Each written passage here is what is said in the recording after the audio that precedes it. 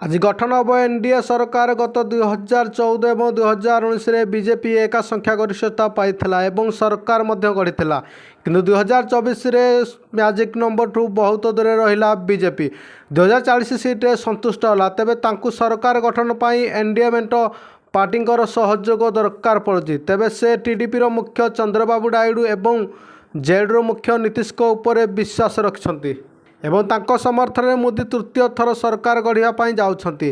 तेबे एही मेंट सरकार 5 वर्ष चली पारिबो कि नाही या समस्त मन में सन्देह सृष्टि करिछि। कारण चंद्रबाबू नायडू कथा ठीक अच्छे किंतु नीतीश को ऊपर भरोसा करने केते दूर ठीक ता समय कहब। तेबे नीतीश अतीत में खूब गुणमालिया केतेबेले बीजेपी सहित मिसिकी बिहार में सरकार गढ़ी तो केतेबेले आरजेडी सहित मिसिकी सरकार गढ़ी एमती एपट सेपट होगा से खूब धुरंधर। तेज बीजेपी 400 पार नारा देउथिबा ताहा आउ संभव हैला नाही। समस्त मन में प्रश्न उठु जे एही सरकार कौन आग सरकार परि सुदृढ़ हो पारिबो कहीं यह मेंट सरकार एवं मोदी मंत्रिमंडल भाग भाग होगा जाऊँगी। तेबे एही सरकार केते दिन तिष्ठुची ताहा